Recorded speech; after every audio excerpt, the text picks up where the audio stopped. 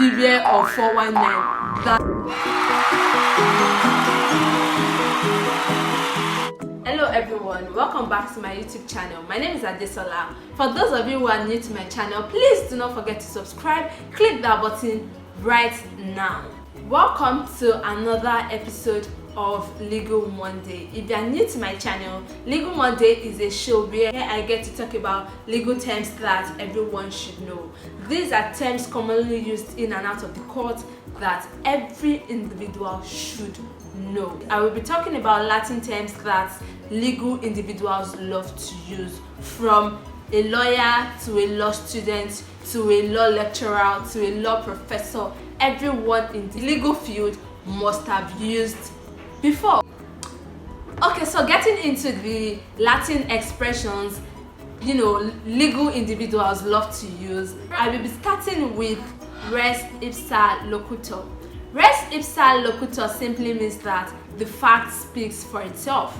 It is commonly used in law of torts, especially in the case of negligence. It means that you do not need lots of evidence to prove what has happened because it is visible. Say for instance, you got a new phone from a phone vendor. Maybe 2 days after purchasing the phone caught fire. Something very clear. Basically, that is when you use the word res ipsa locutor, because it means that the fact speaks for itself. So for the res ipsa locutor, you may also use it in your day-to-day expressions, your day-to-day interactions. For instance, since res ipsa locutor means that the fact speaks for itself, just the way people like to say, "Are you sleeping?" They can see that you are sleeping. It's just a way to wake you up. You just be like, res ipsa locutor, the fact speaks for itself. I was sleeping, you woke me up. It's okay to use it in your day-to-day interactions. Number 2 most used Latin expression, caveat emptor. So caveat emptor is usually used mostly when it comes to property law. It means that buyers be aware. Like, that is a Latin expression for what you know as beware of 419. I feel like that is why most times you see a building and you see caveat emptor. So it prevents people from fraudsters who do not have ownership and may want to sell the land to someone else. So if you are a person who wants to maybe get or purchase a piece of land, on getting to the site you saw caveat emptor, that means you should make inquiry about the land. Ask people around, do you know of this land? Is there any restrictions on the land and stuff like that? Because if you refuse to make inquiry, that is going to be said to be an express notice, because it is written there that you should be aware. If you paid money to the fraudster and you later realize that the land belongs to someone else, it means that you will be personally liable because you saw the caveat emptor. So caveat emptor, you may use it also when talking to your friends. All those signs we give when we don't want our friends to purchase something. Instead of you making the seller feel like you are the bad person, you might just tell your friend, what, caveat emptor. I'm sure not all sellers know these things, so when you tell, it's a way of you may just use it in your day-to-day life. I'm sure you will see that it really helps. So for the third expression that legal persons love to use that I feel everyone should know, we have nemo dat quod non habet.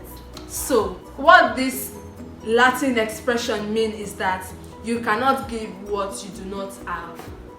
I feel like it's a wise saying. In the legal context, this is used when it comes to transfer of title. If you stole someone's car, or you stole your mom's car and you want to resell it, which is a very bad thing to do because you have the keys to the car. Straight to the point, you cannot transfer title because you do not have ownership in the property. That means you cannot transfer ownership to a third party because even you do not have ownership, so you cannot give what you do not have.